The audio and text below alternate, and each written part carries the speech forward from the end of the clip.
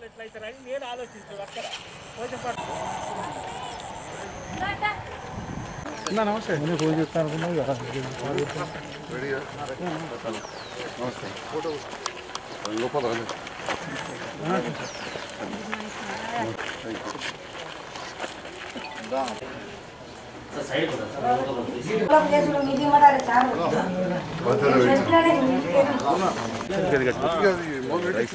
కొద్దిగా ఏంటంటే మీరు ఏమనుకోవాలి పోయినసారి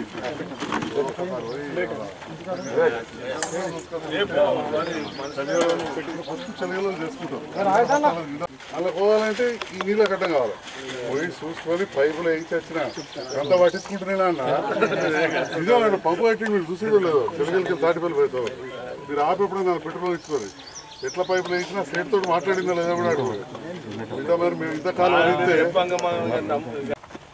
జై తెలంగాణ జై తెలంగాణ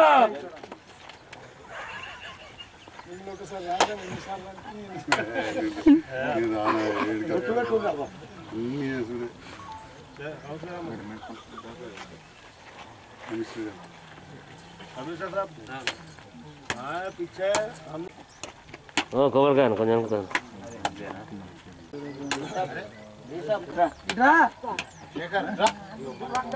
ఈరోజు జగిత్యాల పట్టణంలోని 14వ వార్డులోని మున్నూరు కాపు సంఘ భవన భూమి పూజకి నా హృదయపూర్వక నమస్కారాలు.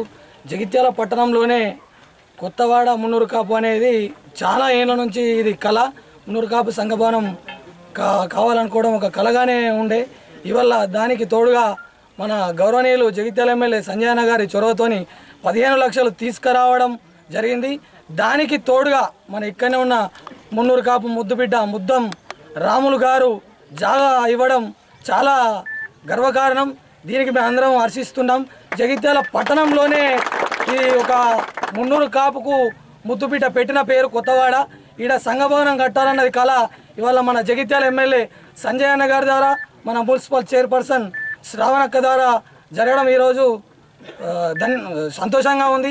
ఇక్కడికి వచ్చిన కుల బాంధవులందరికీ మరియు మీడియా మిత్రులందరికీ కౌన్సిలర్లందరికీ నా పేరున హృదయపూర్వక ధన్యవాదాలు.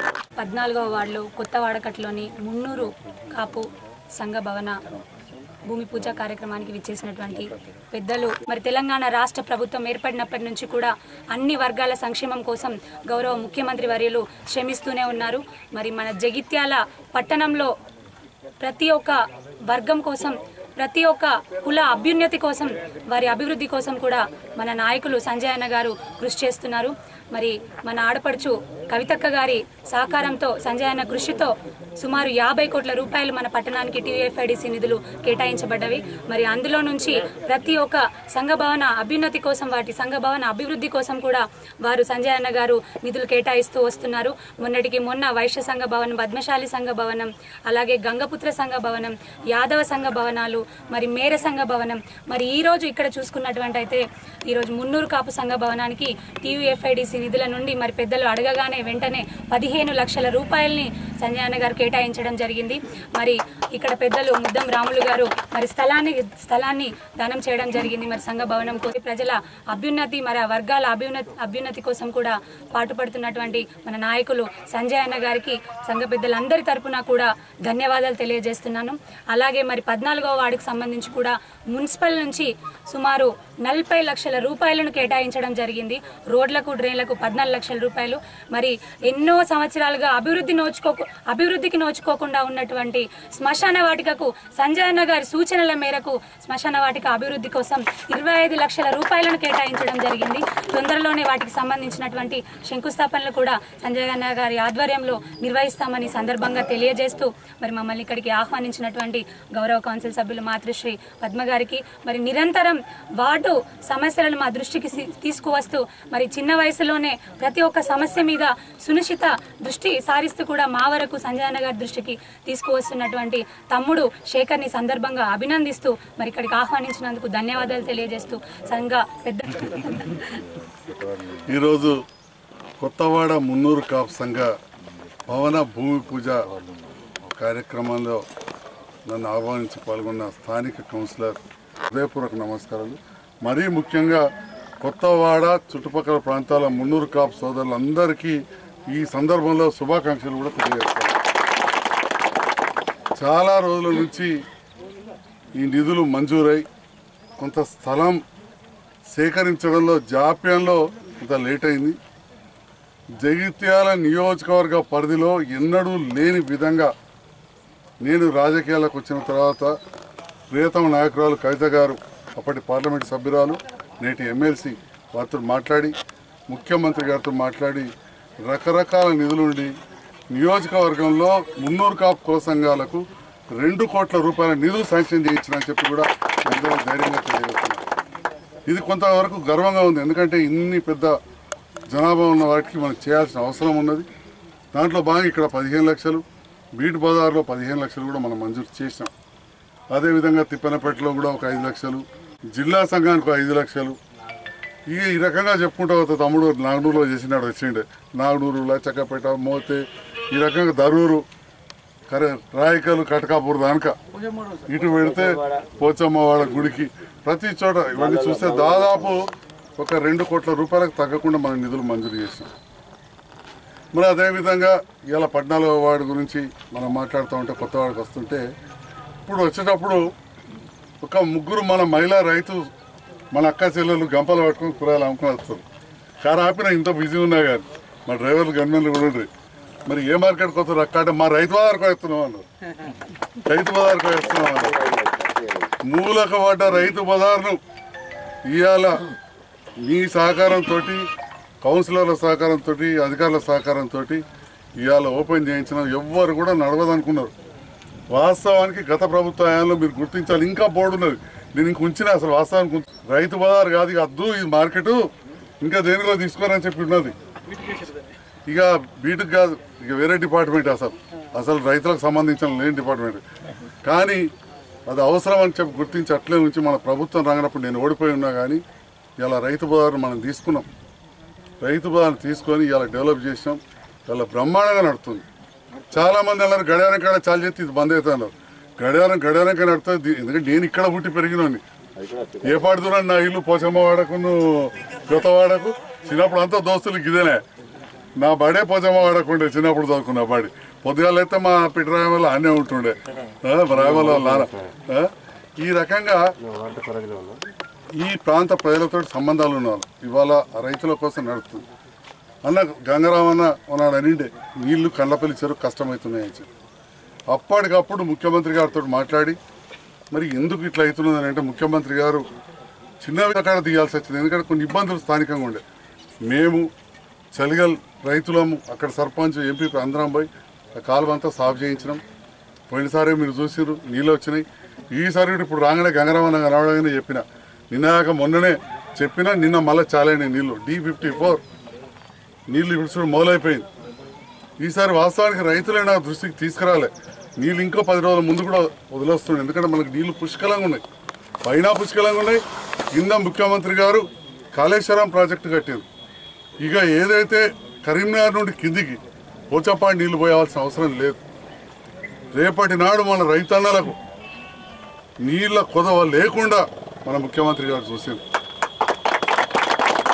ఎందుకు చెప్తున్నానంటే మరి ముఖ్యంగా మన మున్నూరు కాపు సోదరులు, రైతు బిడ్డలు, వ్యవసాయం పై ఆధారపడి ఉన్నారు.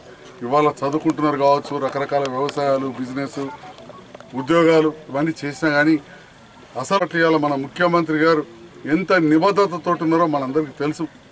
ఇవాళ 24 గంటల కరెంట్ అనేది ఇవ్వడంతో మనం చూస్తూ ఉన్నాం. ఇవాళ రైతు అనేవారు ఇంటికాడ రాత్రి పడుకొని ఉదయం నుంచి రాత్రి వరకు పనిచేసుకునే పరిస్థితి ఉంది. తెలంగాణగా పోయి మా అన్న పోయి కృష్ణపేట ఆడ పెరలలో వండుకోవచ్చు రాత్రిపూట. కానీ అలా పొద్దుకానికి వేసుకొని రాత్రిపూట వచ్చి ఇంటికాడ కుటుంబ సభ్యులతో ఉంటున్నాడు. మరి ఈ రకంగా ముఖ్యమంత్రి గారు ఎన్నో కార్యక్రమాలు చేశారు. ఇవాళ రైతులకు పెట్టుబడి దేశంలో ఎక్కడా లేదు, ప్రపంచంలో లేదు. ప్రపంచం మెచ్చింది. మనదాన్ని ఆదర్శంగా తీసుకొని కేంద్ర ప్రభుత్వం కూడా PM కిసాన్ సమ్మాన్ అని చెప్పి 6,000 రూపాయలు ఇస్తూ ఉన్నది. కానీ మనం 1 ఎకరం ఉంటే 10,000, 2 ఎకరాలు ఉంటే 20,000 రూపాయలు టెన్షన్గా వాళ్ళు వేస్తున్నాం. 10 ఎకరాలు ఉంటే 1,00,000 రూపాయలు వస్తున్నాయి ఇవాళ పెట్టుబడి సాయం. సామాన్య రైతు చనిపోతే ఉంటుంది కావచ్చు ఆస్తి, కానీ ఎగ్దం కుంటుపడుతుంది. నడిచే ఎద్దు పోతేనే మనం ఆగమైపోతాం. అటువంటిది మొత్తం వ్యవసాయం నడిపే రైతన్న చనిపోతే ఏం పరిస్థితి మనం చూసాం. ఇవాళ నేనే వచ్చి కలిసిన మన ముద్దవాళ్ళ ఇంటికి 5 లక్షల రూపాయలు ఇచ్చిన. ఇవాళ సామాన్య కుటుంబంలో అది ఎంతో గొప్పగా అది ఆదుకుంటుంది. మరి ఈ రకంగా ఈ ప్రభుత్వం రైతుల సంక్షేమం కోసం పనిచేస్తుంది. ఇక జగిత్యాల పట్టణం గురించి రావాలి. మరి చాలా ఇంపార్టెంట్ ఇది. మీ అందరి సహకారం ఉండాలి. ఈ ప్రాంత ప్రజల సహకారం ఇంకెక్కువ ఉండాలని చెప్పుకుంటున్నా. మా రాజన్న అంకుల్ చెప్పారు కొన్ని సమస్యలని వెనుకబడ్డదని చెప్పి. తప్పకుండా మొదలు మనం నిధులు ఇద్దాం. మీరే చూసారు అన్నిటికంటే ఎక్కువ నిధులు ఇచ్చి ముందేసిన పెద్ద రోడ్ ఏదైనా అంటే మన బీరయ్య గుడికాడికి వెళ్ళి హనుమాన్ గుడికాడికి వేసిన పెద్ద రోడ్డు ఎంత బ్రహ్మాండంగా పనిచేయించినాం. ఎన్నో రోడ్లు చూసిన మీరు. ఆ స్థాయిలో గజం లోతు తవ్వించి ఎన్నటికి పోకుండా అంతపూర్ రోడ్డుకి వెళ్ళి ఆడదాక. మరి అదేవిధంగా ఇంకా కొన్ని పనులు మొదలుపెట్టు. కానీ నేను ఒక్కటి కోరుతున్నా ఈ ప్రాంత ప్రజలందరినీ, ఇవన్నీ కూడా ఒకప్పుడు వ్యవసాయ భూములు మనకు తెలియంది కాదు. ఇలా ప్లాట్లు అవుతున్నాయి, ఇండ్లు అవుతున్నాయి. వేస్తున్న సమయంలో మరి లేఅవుట్ అనే నిబంధన కొత్తది కాదు, వెనుకటికెళ్ళే పెట్టారు. కానీ ముఖం చూసుకుంటా విడిచిపెట్టారు. దానివల్ల ఇవాళ ఎవరికి కష్టమవుతుంది? మనకే కష్టమవుతుంది. మన ఇంటి మూడు నీళ్ళు ఎటు పోవాలో మనకు తెలియని పరిస్థితి, మన తవ్వ ఎటు పోతుందో మనకు తెలియని పరిస్థితి. దయచేసి ఏంటంటే వీడికి రాగానే అడుక్కుంటూ వచ్చి మరి తవ్వేది గింతేనా అని. మరి సంఘం బిల్డింగ్ కడుతున్నాం, మీ అందరి కార్లు ఉన్నాయా? మరి మళ్ళీ సైకిల్ మోటార్ మీద రావాలి, లేకపోతే సైకిల్ మీద రావాలి, నలుగురు నడిచే పరిస్థితి. ఇంకో తవ్వ వస్తుందంటే మరి అందుకే నేను కోరేది ఏంటంటే దయచేసి కోరేది ఏంటంటే ప్లాట్లు పెట్టుకున్నప్పుడు జర తవ్వలు పెద్దగా పెట్టుకోరు. ఎందుకంటే ఇప్పుడు ఇట్లాంటి తవ్వు ఉంటుంది, కరెంటు లైన్ వేసుకోవాలి, మళ్ళీ నా ఇంటికి తలగద్దంట కట్టబట్టి మునిపాంటినావు గుణీళ్ళు వీధికెళ్ళి పోయినా కాకపోవు. ఇప్పుడు 2 అంతరాలు అయితే మళ్ళీ లైన్ ఈ స్తంభం తీసి అటు వేయమంటారు, ఆ స్తంభం తీసి ఇటు వేయమంటారు, ఎటు కలదు. 2వది మోరి కట్టుకోవాలి, 3వది నల్ల పైపు వేసుకోవాలి, 4వది ఇంటి ముందర చెట్టు పెట్టుకోవాలి. అన్నింటికి మించి ఇల్లు కట్టేటప్పుడు మున్పటి లెక్కనైతే కాదు, ట్రాక్టర్ రావాలి, టిప్పర్ రావాలి, ఉసుక తీసుకొని కంకర తీసుకొని సిమెంట్ తీసుకొని అది తిరగద్దా. మరి ఏమన్నా మనకు అనారోగ్యం పాలైతే అంబులెన్స్ రావాలి, అవసరం లేదు. మొన్న నడుతూ 21 లక్ష పెట్టి కొత్తది కొనిచ్చిన ఆ అంబులెన్స్ ఈ సందులలో తిరగదు. మరి ఎన్నడైనా దురదృష్టవశాత్తు నాది కూడా దవాఖాన కాలేదు, ఎందుకంటే ప్రతి కాడ చెప్తున్నాను, ఎందుకంటే ఇల్లు కాలేదంటే మళ్ళీ ఏమైనా అపశకునం అంటారని. నాది కూడా దవాఖాన పైన కాలేదు, అంబులెన్స్ వచ్చేటప్పుడు జర కట్టమైంది ఆ తవ్వాల. అందుకనే కొత్తది కట్టుకుంటే జర వెనుక కట్టుకున్నా. మరి ఇలా నేను కోరేది ఏంటంటే కొద్దిగానైనా మన ఒక లారీ వచ్చేటట్టు ఇది వచ్చేటట్టు వెనుక జరి కట్టుకొని తవ్వలు తీసి పెట్టుకోవాలి. మన తవ్వు ఉంటే మన ఇంటి ముందటే ఉంటుంది. కాబట్టి ఎవరికి వారు సహకరిస్తే ఆ తర్వాత తప్పకుండా అభివృద్ధిలో ముందట చూస్తాం. ఇంతకుముందు అడిగినట్టు వెనకటికెళ్ళి దీన్ని వెనకబడేసినట్టు కాదు. ఇలా శ్మశాన వాటికకు నిధులు ఇచ్చినాం, అతి త్వరలోనే చేసి చూపెడుతున్నాం. మీరు చూసి ఇప్పుడు మోతలో ఎంత బ్రహ్మాండంగా చేస్తున్నాం. మోతతో వరకు చింతకుంట వాడకు అడిగి కూడా మన కాపు సోదరులు ఉంటారు, అడగండి ఎంత ఘోరంగా ఉండేంటే ముక్కు మూసుకొని పోవాలి చింతకుంట చెరువు పక్కకు. ఇలా బ్రహ్మాండంగా అక్కడ డెవలప్ చేస్తున్నాం 70 లక్షలతో. అట్లనే 25 లక్షలతో మనం కూడా ఇక్కడ ఎస్సీలది మన మున్నూరు కాపులది 2 కూడా డెవలప్ చేద్దాం. మీ అందరికీ తెలుసు చీకటి ఉన్నదంటే తమ్ముడు శేఖర్ ఒక మాట చెప్పిండు అప్పట్లో, వెంటనే లైట్లన్నీ వేయించినాం మనం. అట్లనే పోచమ్మ గుడికాడ కానీ ఆంజనేయ స్వామి గుడికాడ కానీ రూములు కూడా కట్టించినాం. ఈ రకంగా మనం అభివృద్ధిలో వెనుక కాదు ముందటికే ఉంచుదాం. మొన్న కూడా డ్రైన్లు కొన్ని పనులు అయిపోయినాయమ్మా. మరి అదేవిధంగా మీ అందరికీ తెలియజేస్తున్నా, నేను ఎప్పుడు కూడా మా డి లచ్చిరెడ్డి సాబ్ ఏమంటా అడుగును. డి గారు మా ముద్దన్రాజరెడ్డి కడితే ఆయనతో బిల్ వస్తుందో రాదా ఏమన్నా అని చెప్పి, ముద్దన్రాజరెడ్డి కట్టిన వాటన్నిటి కూడా జల్దీ బిల్లు ఇవ్వాలని చెప్పిన. కానీ ఇది మొదలు పెడితే ఇవ్వాలని చెప్పిన. మన ముద్దన్రాజరెడ్డి బిల్లు అన్ని క్లియర్ చేస్తున్నారా లేదా? ఎప్పటికప్పుడు ఏం మూల ఆపుతలేము. విన్నారా? ఇప్పుడు మార్కెట్లో పనిచేసిండు, జల్దీ బిల్లు ఇవ్వాలి. ఇచ్చిరా చూసిరా కొత్త కూరగాయల మార్కెట్లో బిల్లు. కాబట్టి నేను మరి ముద్దన్రాజరెడ్డి గారిని కొడుతున్నా, కాంట్రాక్టర్ గారిని ఈ పని మంచిగా చేసి మా R&B గారిని కూడా కోరుతున్నా, త్వరగా మనం పిలుద్దాం, తొందరగా చేయాలి. తను మంచి కాంట్రాక్టర్. అదేవిధంగా అన్నిటికంటే ముఖ్యంగా ఈ భూమి ఇచ్చిన స్థలదాతలను కూడా మనం మర్చిపోవద్దు. మా గంగారాం గారి మనవలు 3 కూడా అభినందనలు తెలియజేస్తున్నాం. Thank you.